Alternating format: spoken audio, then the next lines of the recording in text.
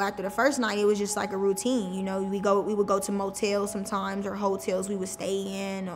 She would start posting ads, you know, doing online stuff. So sometimes I didn't even know who the date would be, and we would have our rooms interconnected, and she would bribe them like, oh, I have my, you know, my girlfriend, basically. That's what we call her, wifey, you know, like that kind of stuff. And you know, I remember being really young, first time, like 11, you know, 12, giving threesomes, like, you know what I'm saying? Like, this is the exposure to the stuff that I had to do as a child, like, and so you just get numb, and then your image of men get very tainted, your image of women get tainted, because it's not just men buying sex, it's also women buying sex. Sometimes women, men would hire us. I've been to nice houses in Beverly Hills in California that literally, I remember this guy hired us for him and his wife, like, you know what I'm saying? Like, nasty stuff, like, just, you getting exposed to that, and so then you think everybody is evil. You think everybody is bad. You know, the first time I ever had sex with a cop was like, literally, I gave him a job because I didn't want to go to jail. I didn't want to go to juvenile hall because I know the process. Like, I'm going to be in there for a couple months, and I'm going to have to go to camp, or I'm going to have to go to a placement, then I'm going to have to find my pimp all over again, you know? Like, I've had Johns that were like firefighters, you know what I'm saying? Like, it's nasty, man. Like, and even if some of them say, like, in some of their classes, in their John classes that they get cited for, oh, I didn't know she was a kid. How? Even just my intellectual conversation, I can't even have a conversation with you other than talking about your wife or your kids that you have at home, or talking about making you feel good. How? Like, I don't understand that. And most men too, what I know, that they weren't looking for a child, but you'll still take what you have, you know? But that's disgusting. Like, you're still buying sex though. There is currently a political debate about professionalizing the industry of, and I quote, sex work. In a nutshell, about 8% of men and women who work as a prostitute are wanting this industry to exist and thrive, and they're appalled at anyone getting in the way. They say to keep morals to oneself. This is their freedom. What these defenders seem to not realize is that by having an industry of purchasing sex, it is driving a demand for it.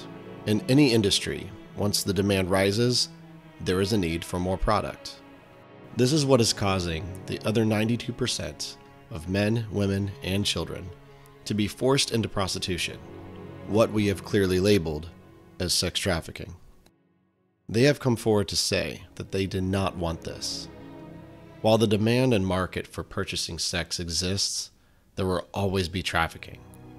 Truly, the only way to keep men, women, and children from being exploited, trafficked, bought, and sold is to eliminate this market, eliminate this demand. Can we really have sympathy for someone who did not know that they were purchasing a child, an 11-year-old child? This is the Trafficking Free America podcast.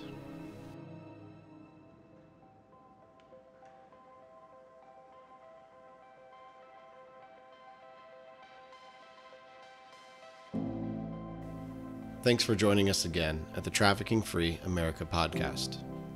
Today, we're going to conclude Oree's story. If you have not heard the other episodes, I encourage you to listen. In episode 1, we learned how Oree grew up and how she came to be trafficked as an 11-year-old girl. In episode 2, we learned the details of how someone becomes trafficked. In this episode, we're going to hear about Oree's restoration, the life of a survivor coming out of trafficking. This is an extremely important episode to listen to and understand.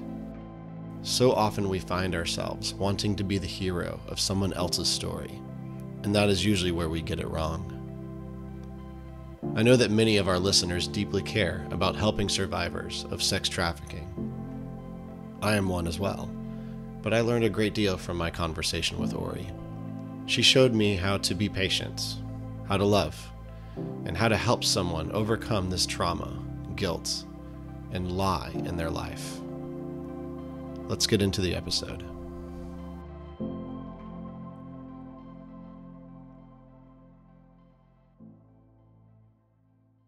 What led me to being in the system of probation was, in that time frame, because I ran away, my mother didn't see me again, right, for like some time. I had a court date coming up. I missed my court date. So now that placed out a bench warrant for my arrest. To recap, Oree was on probation after assaulting someone in the 8th grade. She ran away and was trafficked during this time. That is why there was a warrant out for her arrest, due to missing her court date. I'm working on the street. I don't even think I'm working. I'm lying. I had just worked the street. I'm going back into the hotel. Police see me. Immediately. Boop! Put the light on me. Hold on. Why are you out past 1 a.m.? I'm like, can't say because if I say I'm going to the motel, they'll go to the motel. And JP can go to jail like that. You know, we go to jail. And so I'm like, I froze. Like, everything but a part of me was like, let me just tell him the truth. He's like, what's your name? Are you on probation? And I was like, and I knew the name because your pimp gives you a name and everything to use to run so it can show that I'm an 18-year-old, everything like that. And he was like, what is your name? And I was just like, Oree Freeman. He ran it. You got a warrant out for your arrest. Come on. And then, you know, I got in the back of the car and I was taken to the station because I had a warrant out. So then JB didn't see me and stuff. So when I got they took me to the station, kept me there. I got transported to juvenile hall. It was so overcrowded in juvenile halls, we had to sleep in boats, like these plastic boats inside the recreation rooms. It was so over capacity. All the kids were like 16, 17, 15-year-olds. It was only 2 12-year-olds, me and this other girl. She had burned down her house, tried to burn down her house. She had some mental health problems. I was there because I had a juvenile warrant, and we were sleeping in these boats, but we couldn't be in our cell with, you know, the other kids. I remember the day that they all came out for breakfast. It's like goldfish in a shark tank. And it's not that they wanted to hurt me or anything like that. I was exposed to a lot. Now I'm meeting girls that's working. They got their nails done. They got their weeds. And like, oh, my folks, my pimps, this. So now you learning a whole nother world. Like, oh, it's happening to all y'all. Like, all y'all out here got pimps and all this. It's so common. So now you feeling like, all right, well, everybody else do it.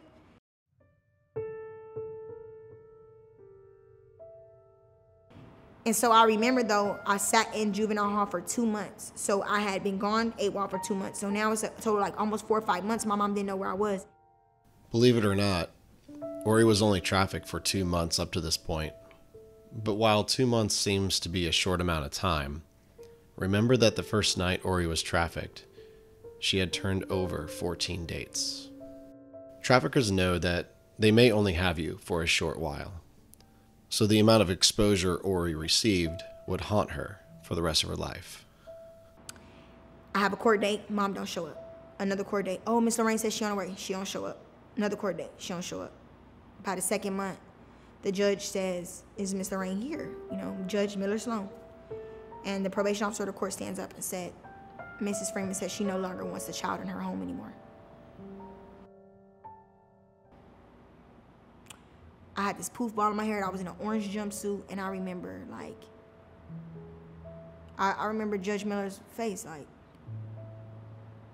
because she seen my mom a couple times when we had to come to court for, like, the hearing and all that kind of stuff. That was, like, that change. That was from learning I was adopted to that moment was, like, y'all, everybody, straight up, I don't give a f. Like, I will terrorize every building and anybody that ever come across. I don't trust nobody. I don't want to hear I love you. I don't care what you talking about. Because the only person that'll come get me is my pimp. Now imagine that. You know what I'm saying? Like, the only person that is answering my calls. My mom wasn't answering my calls because you get free calls. She was not answering me. And I would ask her, be begging her, mama, please come get me. Please come get me. They'll let you take me home. No, I think it's best for you to stay in that place. Or I'm going to try to come to your court date, you know? They left me. My family left me. They left me. And that day I became a ward of the court, literally. And because there was no, at the time, wasn't foster care and there wasn't DCFS, Department of Social Service, and probation kids could not be dual. I was told at 12 years old, I would be left on probation till I was 18. I would have to go to a group home till I was 18 years old. There would be no family, there would be nothing, just a group home. And when you hear that at 12 in the court, it was like, I remember walking out that court alone, feeling like I was alone. Like, that's not okay. And I got left that day. I was told in my mind that I wasn't loved. You know, the enemy definitely used it in advantage. Like, don't nobody love you. That's all you'll ever be is a prostitute, an abandoned kid, a reject. These are the lies that scar you. These lies are what got Oree into the life. And these are the lies that kept Oree in the life. Once that lie becomes buried, it takes a long time to find it and release it. once my mom told the court she no longer wanted me, I became a ward of the court. So I had to live in a group home until I was 18 years old because I was not eligible to be fostered by any foster parent or foster family. And so that took a toll on me a lot in my life because I felt like I was just another number. But honestly, my experiences with group homes really changed my life, honestly.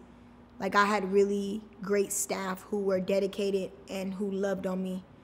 Like, I remember being 14 coming into this group home and, like, when my transition out of the life started happening and this lady just hugging me, continuing to hug me and wouldn't let me go. You know, like, I feel like me being in the system made a lot of things human. Like, the first time I ever had a real birthday party, I was 16 in juvenile hall, and my staff gave me a birthday party in the juvenile hall.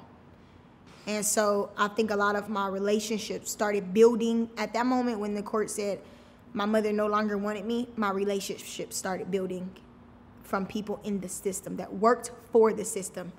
You know, staff would always look out for me. Staff was always teaching me things.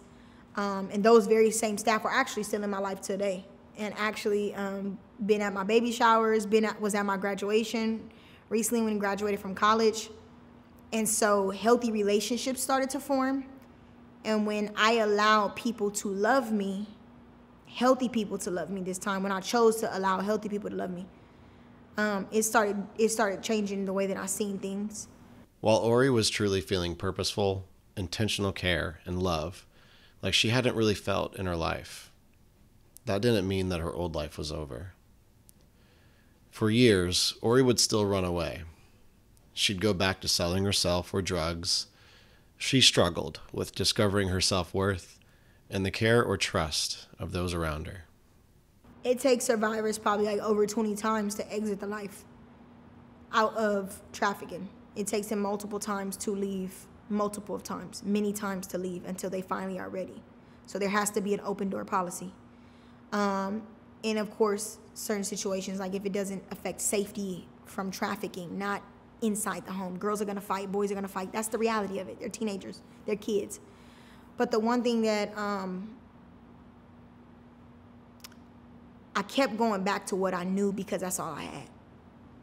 And so when adults with some people that weren't really not trained but weren't in the right place would say, why do you keep going back to these people that harm you, that have trafficked you, that have abused you? Why do you keep doing that?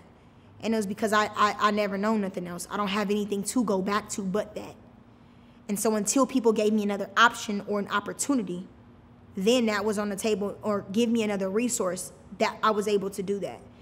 And so it takes time. It takes time to build relationships. I was trafficked from 11 to 15, all out the time of from 11 to 15, I was in group homes. Like from 12 years old to 15, I was in group homes. And so when I would run away, sometimes it would be at like 3 months increments, 4 months increments. Sometimes it would be a month, I would be gone and I would be with a pimp. So it always changes. But once you're in that lifestyle, you get stuck in that lifestyle. I would get picked up and arrested for like petty theft for charges. Like I would be stealing clothes and get caught up. I would try to rob somebody at the time, take somebody, ask somebody to use their phone and then run off with the phone. But that's that's robbery and stuff. And so it would be petty theft charges, like things like that, or robbery charges. And so once law enforcement gets contacted, like I would go to juvenile hall and then I would go back to the group home, run away again, go back to the streets, get back locked up for things like that, selling dope, like all that kind of stuff. And so a lot of times what I found in my life, it was so much open and closed doors within the juvenile justice system or the child welfare system. Like a lot of that had a huge part in my life. Like because I was on probation, there was always kind of like, rules that I had to follow and stuff. And so they always could also have a reason to lock me up, which majority of the time I definitely needed. Like I remember at some points in my life, I would be like, I'm ready to go to juvenile hall so I could go get some sleep. Because you don't sleep while you out there in the life. You don't get a lot of rest, or like you get really skinny, you get malnutrient, like, you're just skinny. Like I remember when I first went to the group home, I was like, literally, when they got me, I wore a 00, like 95 pounds, versus when I left, I was like 160. They had blew me up. I was like 160 because I was able to rest.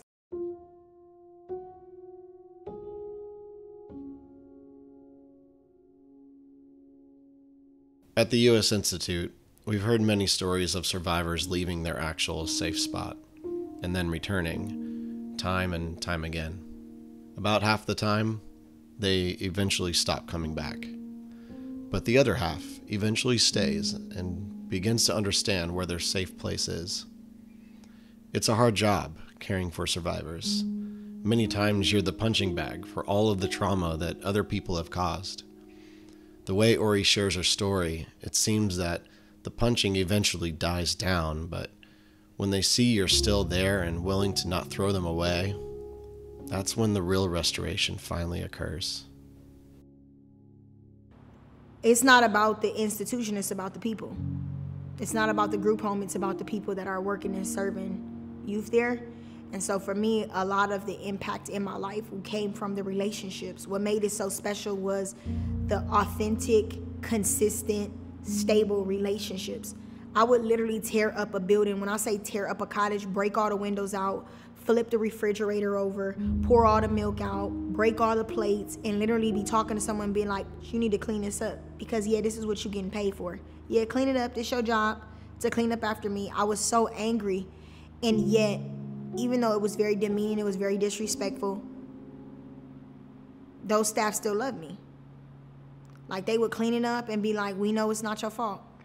You just got off a phone call with a woman who don't want you to come back home. You just got off a phone call with a cousin who said she can't take custody of you. Of course you're angry. And so love showed up for me in my life. It was just consistent relationships. Like, I needed people to look at me like I wasn't just this victim too. I didn't want people to just see me as a sex trafficking victim. I didn't want people just seeing me as, you know, this kid had been through all this trauma. Like, I'm a human being, I'm a child. Like, I never had really a good chance to really be a kid. You know, they gave me opportunities to do that. I remember the first time at 14, you know, like 12 and 13 and 14 at these group homes. And the first time I stepped foot on a college campus. The first time I went to a museum. The first time I went into an opera. The first time I watched to see a play. The first time I went to an amusement park and I wasn't being sold across the street from the world's biggest amusement park. But I got to make and create new memories. And so through relationships, it changed me. Like, the best visual I can give is when I got into my first group and at 12 years old, I literally was so angry. And this woman named Wanda, like, literally she was just so big and full of love. Like, just held me, just hugged me, and like, it's gonna be okay. It's gonna be hard, but it's gonna be okay. And so we created a bond, right? And so even at certain things, she would tell me, you know, talk to me about life lessons, things that my parents should have been teaching me, you know, like these staff that were employed would be teaching me life lessons. You know, I had males in my life that was starting to teach me what healthy male love looks like. And I had no idea that all this stuff was literally planting seeds in my life to prepare me for when it was time for the real restoration to happen. When I entered into this group home, I felt unsafe.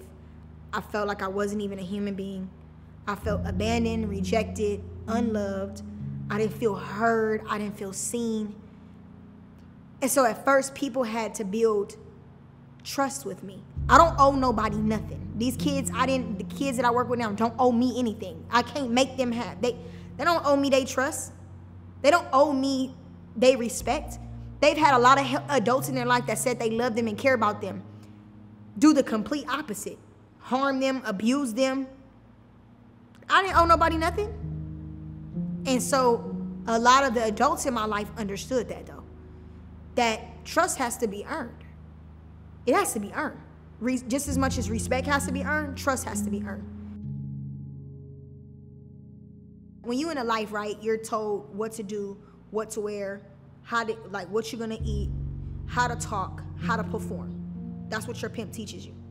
When I got to the group home, it was just like, like they just like was teaching me about deep breathing, recognizing my emotions, regulating my emotions, understand where this feeling was coming from, understanding my trauma, and it wasn't about trying to make me process it, but recognize it. Or like it would be in group therapy, we would do art. We was going to do pottery. Like it was like, they was making me, the best way I could say it was like they was making me all warm and fuzzy inside. Like the best character I could think about is like the Grinch. Like that was me, like the Grinch.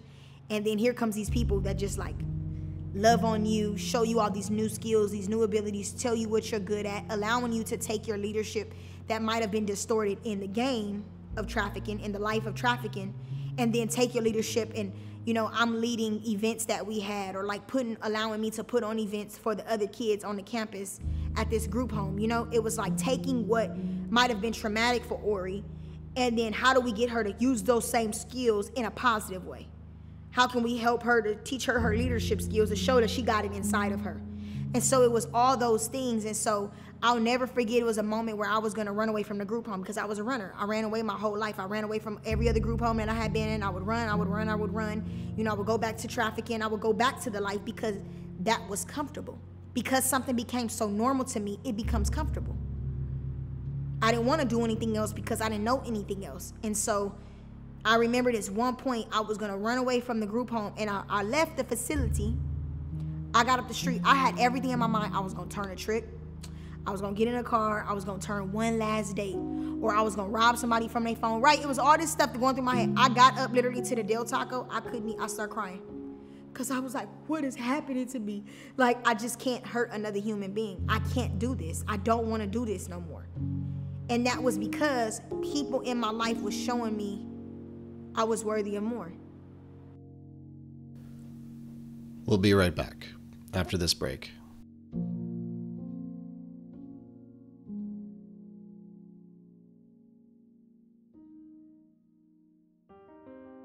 If you're listening to this podcast, you probably have a passion to end human trafficking. But even though you're passionate about it, you're not sure where to begin. Well, we can help you with that. The reality is that human trafficking, and specifically sex trafficking, can only thrive if there's a demand. The demand of buyers purchasing sex or watching pornography that traffickers and pimps produce. After a survey, 4 out of 5 buyers shared that they would not purchase sex if they knew that there was a much better chance of being caught or exposed. So how do we help scare buyers away? It takes education. Education around the community to understand how grooming of sex trafficking occurs, learning how men, women, boys, and girls are being purchased, and what signs to look out for to possibly stop this crime from happening. If the entire community, such as individuals, businesses, schools, and churches, were to become better educated around how sex trafficking and sex buying occurs, we could greatly hurt the industry of sex trafficking. The U.S. Institute Against Human Trafficking has a program to help you learn and be aware of how this is occurring in the community. It's called the Trafficking Free Zone. The Trafficking Free Zone is a certification that you receive by watching our free online course that educates you about modern-day trafficking and how you can help stop it. You can access this program on our website, usiaht.org/traffickingfreezone. Encourage your business, church, school, community, or maybe just some friends and family to take this free online course and become a certified Trafficking Free Zone member today. Go to usiaht.org/traffickingfreezone. Again, that's usiaht.org/traffickingfreezone.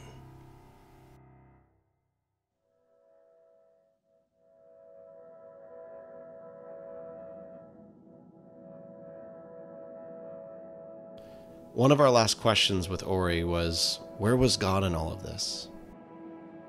We share how God is our Redeemer, Christ is our refuge and hope. Yet, all of this happened to this little girl. For Oree's entire life, she was used, abused, and disregarded. Oree found Christ later in life. She is a professing Christian who preaches the good news. So, when we asked her where God was this whole time, this was her answer. Yeah, but he was right there in everything that people don't understand. It's like he's there even through the good and the bad. It's just evil things in this world, and that's just the reality, and we don't want to accept that. It's people that do really horrible things, and so the promise is that he works everything for good. Every single thing has not become void in my life. The same people that rejected me are the same people that just told me literally it wasn't your fault. and it was us. We shouldn't have did that to you. We didn't love you. We gave up on you. But it took 27 years for somebody to tell me that. You know, everything works in his timing, and I think the most biggest part of my life was that every single time, every trick that I've turned, every time I had to lay on my back, every time I've been abused, every time I've been assaulted, every fight I've had, every bullet that has been past me, every horrible relationship, God was always there, and I know that for a fact. It's no different. He is the same God that he was then that got me out of that stuff, the same God that didn't let the bullet hit me, the same God that even when he was beating on me, that I would be able to protect myself a certain way, and so that I don't get killed, the same God that might stop the car. He's the same God then, is the same God now. And so the way that I've received that is like, even all the things, bad things happen in my life, do he want those things to happen? No, but it's a choice. Everybody has a choice in their life. Everybody has a choice on the way how they love. And so the ultimate things is that, is like, when I say that everybody has a decision in their life to treat people good or badly. And so I never even, like, when I was younger, I questioned, like, where was God? He was right there. When I was suffering, he was crying and weeping too. Like, and he seen everything that was going on. Like, and he was hurting too right then and there. But he was also carrying me. And he also was always according, planning on how it was going to work. When the enemy tried to do one thing, he would turn it the other way. And so that's how I genuinely look at my life, or even in just the horrible situations. Like, how can you have faith in a God that allowed all those things? He didn't allow that stuff to happen. The same free will that you have is the same free will that was done, 15 years ago for me. Those men didn't have to make those decisions, but they did. I was just in bondage, though. That was all that I knew. But at some point, like I said, we don't want to talk about that. I had to make a decision. Did I want to continue to be a victim in a mentality, or did I want to rise above that and become an overcomer and move forward in my life? And so the same God that is literally watching my daughter while she playing her dolls, and he's watching me, he's sitting on the table, or he's sitting on the stairs, and he's just watching me interact and be the mother that I am, or be the student. The same God that is sitting right there in class when I'm doing work and I'm getting frustrated. Like, he's there. He's right there. I've trusted the wrong people in my life. Literally, I've trusted traffickers. I've trusted abusers in my life. I gave God a chance and just trusting him. And I've always been taken care of, like from day one. The minute I put my trust in him, I got peace. You can't buy that. Where was God in all that happened? He was right there, and he was suffering right with me the same way that he suffered, And so there's this song by this girl. This is the last thing I'll say, is by this girl, Amanda. And she sings this song, and she says, what if I can go back in time and change the way that I felt about my life? But then would I still have inside the same things that made everything right? Who I am today, no, I am not what people said I was. No, everything that you've been through in your life has nothing to do with you.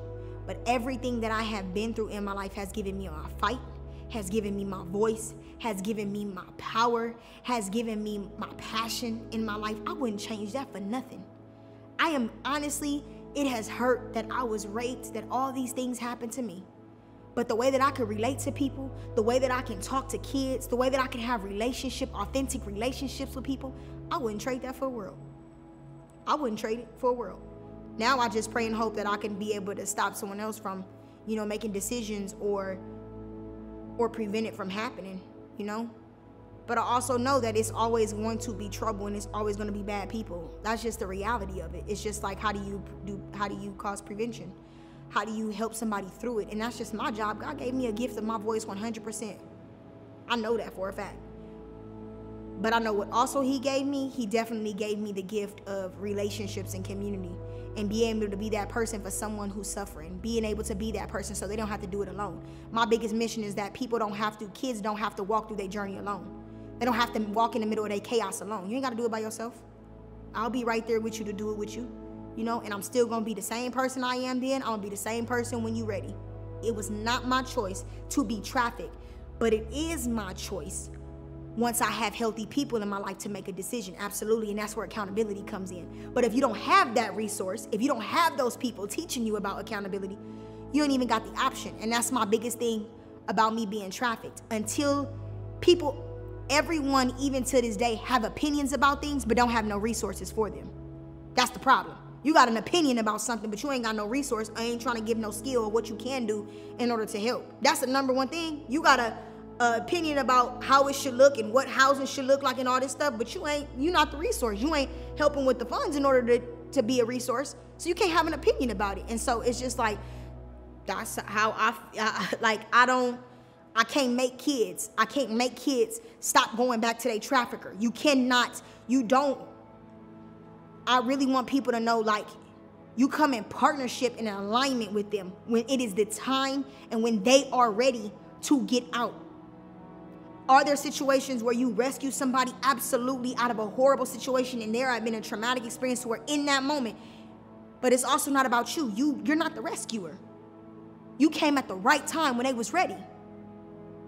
You know, it's been plenty of times I literally been in a room locked up with other girls, like in a hotel room, and I'm thinking he right outside the door and he in a whole nother county, but I won't leave in my mind until I got ready. But in order for me to be ready, God sent people in my life to really show me and show me what love was, and to show up even when it was like, I ain't doing that, I don't want that, I don't want that, don't hug me, don't touch me, like, stop saying I love you, like, all that stuff, all that, and that was just fear. That was fear of somebody leaving me again, somebody rejecting me, somebody abandoning me again. All you're gonna do is do what everybody else did. But I don't show up thinking that I can even, like, make them make a decision to leave. Like, it has to be on their terms. But what I do have the power over is that I'm right there and my door is open when they're ready. Because that one time that door is shut can be the very time that they walk away and never come back. This concludes our segment of Oree's story, but we'll be back with some more content for you, starting with a sit-down between the founder of the U.S. Institute Against Human Trafficking, Kevin Malone, and Oree, as they discuss how we can provide better prevention of sex trafficking, sexual abuse, and dark lies that our children hear. To do that, we as adults must fight to protect by keeping our eyes open and to always show unconditional love, because it could save someone from repeating this story. I'm your host, Jeremy Hicks, and this is the Trafficking Free America podcast. Thanks for listening.